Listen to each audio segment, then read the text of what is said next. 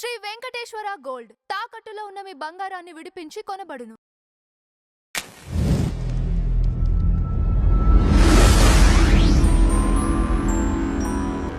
ఈ 18 మెట్ల యొక్క విశిష్టత ఏంటి? ఎందుకు అసలు ఆ 18 అంకె మాత్రమే ఎందుకు ఆయన క్రియేట్ చేశారు?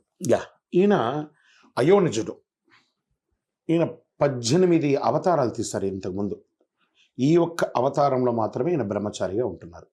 గత 17 జన్మల్లోనూ పూర్ణ, పుష్కల, ప్రభ, శ్రీమదన, శ్రీవర్ణిని అనే దేవేర్లతోనూ శుభకీర్తి అనే ఒక దేవేర్తో గాంధర్వ వివాహం చేసుకుని ఆయన కైలాసంలో ఉన్నారు. సరే, మగిషి అనే రాక్షసుని సంహరించడానికి స్వామివారు జన్మించారు. ఈలోపు ఆయన ఈ అవతారాలన్నీ తీశారు. భూమిని అతలాకుతలం చేస్తుంది ఆ మగిషి సంహారానికి. సో అప్పుడు శివుడు వీడికి చెప్పారు, నువ్వు భూమిలోకి వెళ్ళాల్సిన సమయం ఆసన్నమైంది అని, నువ్వు భూమిలోకి వెళ్ళాలి అని చెప్పేశారు. సో స్వామివారు భూలోకంలో అవతారంగా చిన్న బాలుడిగా ఒక అడవిలో పంపా నది తీరంలో ఈయన్ని పెట్టేశారు. ఆ రాజు పెంచుకుంటూ స్వామిని పెంచుకుంటూ వెళ్ళారు. వాళ్ళకి ఆ మాతకు ఈయన వెళ్ళగానే ఆ పిల్లలు లేని తల్లికి కూడా ఏం చెప్పారంటూ, స్వామి మహిమతో రాజునకు కలిగెను సుతుడు మరి ఒకడు. వెంటనే ఆ బాబు పుట్టేశాడు.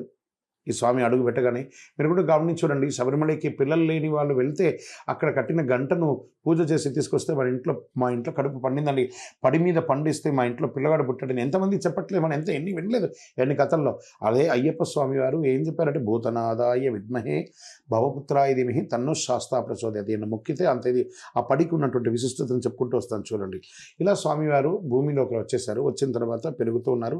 ఆ రాజు యొక్క మహామంత్రి రాజవిశ్వాసి ఆ రాజమాతకు చెప్పి, అమ్మ ఎక్కడో అడవిలో దొరికిన ట్రైబల్కి నీ యొక్క రాజ్యాన్ని ఇచ్చేస్తున్నాడు, నీ కడుపులో పుట్టినవాడిని పక్కన పెట్టేస్తున్నారు అని అనగానే, దీనికి ఏం చేయాలయ్యా అని అంటే, నువ్వు పులిపాలు తెమ్మని చెప్తాను నేను, నీకు తలనొప్పిన వేషం అయ్యవు, అప్పుడు అతను ఎవరు పోరు ఇతను పోతాడు, నీ మీద ప్రేమ ఎక్కువ, అప్పుడు ఆ పులులన్నీ చంపి తినేస్తే నీ కొడుకు ఇది ఉంటుందని. వీళ్ళకేం తెలుసు ఈయన వచ్చి జగద్రక్షకుడు అని, ఇదంతా ఆయన లీలలే. వెంటనే స్వామివారు నేను బయలుదేరుతానని చెప్పి బయలుదేరుతున్నారు. ఫస్ట్ కట్టుకున్నది స్వామివారి ఇరుముడి. వాళ్ళ పందరాజు ఎంత భారించినా లేకుండా, సరే నీకు ఆకలి అవుతుందిరా బాబు, దారిలో ఏమన్నా తినని చెప్పి ఫస్ట్ ఈ ప్రపంచానికి కట్టుకున్నది ఇరుముడి స్వామివారే. అలా కట్టుకుని అడవిలోకి వెళ్ళగానే నారద మహాముని వచ్చి, స్వామి మీరు పుట్టినటువంటి వృత్తాంతం ఇదే స్వామి, ఈ యొక్క కరిమల కొండల్లోనే ఈ మగిషి అనే రాక్షసి ఉంది, దీన్ని సంహరించడానికి మీరు పుట్టారు అనగానే, వీరు ఇరువురికి ఘోరమైనటువంటి యుద్ధం జరుగుతుంది. యుద్ధం అయిన తర్వాత మగిషిని సంహరించిన తర్వాత దేవతలందరూ కృతజ్ఞతాభావంతో మీ అమ్మగారికి పులిగా మారని దేవతలందరూ పులిగా మారి స్వామివారు పందల రాజ్యంలోకి అడుగు పెడుతున్నారు. ఎలా ఆడుతున్నారు? పందరాజ్యాగమనాయ నమః బీతజన అభయప్రదాయ నమః. స్వామివారిని చూసి అందరూ పారిపోతుండగా మహారాజును ఆ రాజు భార్య వచ్చేసి స్వామి దగ్గర శరణాగతి ఉంటారు. స్వామి మేము తప్పు చేశాము, ఈ రాజ్యాన్ని మీరే ఏలుకోండి అని అంటే, అప్పుడు ఆయన చెప్తారు, లేదండి నేను పుట్టినటువంటి ఒక కారణం ఉంది. అంబేది గౌరీ మదమాశ్రయామి పత్తపితరుమాదయంతాం వసన్ను లక్ష్మీ మదిచింతయంతం శాస్తారమిష్టం సకలార్థ సిద్ధి. నేను నా యొక్క తండ్రి అయినటువంటి శివుడు యొక్క భార్య అయినటువంటి అంబా, పార్వతి, గంగా వీళ్ళందరూ నాకు తల్లి సమానులే. అదే సమయంలో మోహిని అవతారంలో శక్తి రూపం ధారించినటువంటి నా యొక్క తల్లి అయినటువంటి మహావిష్ణువు ఉన్నారు కదా, వారి యొక్క భార్య అయినటువంటి లక్ష్మీదేవిని నేను ఏ వరుస పెట్టి పిలవాలి, అది తెలియదు. కాబట్టి నేను శ్రీచక్ర యోగపీఠంలో ఆజన్మాంతం బ్రహ్మచర్య దీక్ష ఉండాలనుకుంటున్నాను. కాబట్టి నేను ఒక బాణం వేస్తాను, అది ఎక్కడ పడుతుందో అక్కడ నాకు దేవాలయం కట్టండి అని అంటారు. అంటే నేను స్వామివారి బాణం వేయగానే అది 5గా చీలుతుంది. 1 అచ్చన్ కోవిల్, 2 ఆర్యన్ కావు, 3వది కుళత్తుపుഴై, 4 ఎరుమేలి, 5 శబరిమలై. ఆ దేవశిల్పికి ఇచ్చేశారనమాట. ముందు ఇది కట్టయ్యే విశ్వకర్మకు దేవాలయం అంతా కట్టను. కానీ ఈ 4 దేవాలయాలు కూడా కిందనే ఉండి చక్కగా అయిపోయింది. 5వ దేవాలయం కొండ మీద ఉంది కదా అని చెప్పి చూసి అద్భుతంగా కట్టగానే ఇలా ఎత్తైన పీఠంలో స్వామివారి దేవాలయాన్ని కట్టేశారు. ఎత్తైన పీఠంలో స్వామివారిని పరశురాముల వారు, ఇంద్రుడు, పందలరాజు అందరూ స్వామివారిని తీసుకొని వస్తున్నారు. ఇది ఇక్కడ చూడండి, ఈ మెట్ల ఇక్కడ స్వామివారి యొక్క పీఠం, ఈ 3 శిఖరం కింద ఈ వెనక ఉంది కదా శిఖరము, ఈ శిఖరం కిందనే స్వామివారి శ్రీచక్ర పీఠం ఉంటుంది. దాని కిందనే స్వామివారు చిన్ముద్ర రూపంలో ఇలా కూర్చుంటారు అనమాట. స్వామివారు ఇది స్వామివారి యొక్క రూపం, కూర్చునే రూపం. ఈ రూపంలో కూర్చొని ఉండాలంటే ఈ యొక్క ప్రాంతానికి స్వామివారిని తీసుకొచ్చేసారు. ఇక్కడ కరుపు స్వామి, కడత స్వామి, కొచ్చు కడత స్వామిని స్వామివారి యొక్క అంగరక్షకులు అంటే ద బాడీ గార్డ్స్ అంటారు చూసారు, వాళ్ళు ఇక్కడ ఉన్నారు. వెళ్ళిన తర్వాత ఎత్తైన పీఠంలో ఉండగా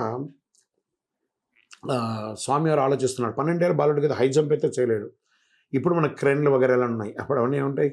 ఆయన వచ్చేసి ఏం చేయాలి అనగా, ఈ దేవతలు 18 మంది మగిషి అనే రాక్షసుని సంహరించిన కృతజ్ఞత భావంతో ఒకరిపై ఒకరు మెట్ల వలె పడుకొని, స్వామి లోకరక్షక, మీ యొక్క చిట్టి చిన్నారి పాదాన్ని మాపై మోపి ఎక్కి మీ యొక్క శ్రీచక్ర పీఠాన్ని అధిష్ఠించండి అని చెప్పి అంటారు.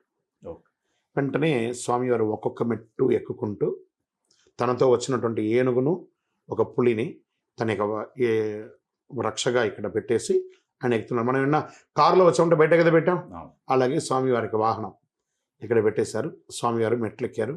ఇక్కడికి రాగానే ఈ దేవతలు అడుగుతున్నారు, స్వామి అని అంటున్నారు, ఇప్పుడే కదే మీ కోరిక తీర్చాను, మరి ఎందుకే నువ్వు ఏం కావాలయ్యా అని అంటే, అప్పుడు అంటున్నారు దేవతలు, లోకరక్షకుడైనటువంటి మీరు మీ బంగారు పాదాన్ని మోపి మాపైన ఎక్కారు కదా, ఈ రోజు నుంచి మిమ్మల్ని చూడడానికి అందరూ ఈ మెట్లే కదా ఎక్కాలి, మరి మీరును సామాన్య ప్రజలు ఒకటేనా అని అడుగుతారు. కాదు కదయ్యా, మరి ఏమంటే మీరు ఎక్కిన మెట్లు మీకు తత్సమానులుగా ఉన్న వాళ్ళు మాత్రమే మాపై కాలు మోపాలి. ఓకే, తత్సమానులు అంటే ఏంటయ్యా, ఒక మండల కాలం బ్రహ్మచర్య దీక్ష ఉండి సదా సర్వకాల సర్వావస్థలైన మీ నామస్మరణ ఓం శ్రీ స్వామియే శరణమయ్యప్ప అని చెప్పుకుంటూ మీ యొక్క అభిషేక ఆరాధన సమానులన్నీ ఇరుముడిగా తీసుకొచ్చి ఆ పావనమైనటువంటి మా మెట్ల మీద అడుగు పెడితేనే వాళ్ళకి సంపూర్ణ అనుగ్రహం ఇవ్వాలి మీరు అంటారు. వెంటనే స్వామివారు అడుగుతున్నారు, పాపంరా వాళ్ళకి ఏం తెలియదురా అంటే, ఈ మెట్లు మీరు ఎక్కిన మెట్లు అండి, ఈ మెట్లకు రావాలంటే ఇలాగే SOP. మీరు చదువుకున్నారు కదా, చదువుకుంటే మనం A+B² ఏమంటారు, +2AB. ఇది ఎక్కడైనా మారుతుందా? అమెరికా పోతే అక్కడ కూడా, యూరోప్లో, దుబాయ్లో, ఇంకొక చోట, ఇంకో కంట్రీలో, జర్మనీలో, మన భారతదేశంలో మారదు కదా. అదేవిధంగా ఈ యొక్క సిస్టమ్ కూడా ఎక్కడా మారదు. A+B² A²+B²+2AB అదంతే మారదు. అదేవిధంగా స్వామి వారి యొక్క SOP ఆ 40 రోజుల 40 రోజుల వెండల దీక్ష ఉన్న వాళ్ళు మాత్రమే మెట్లెక్కాలి.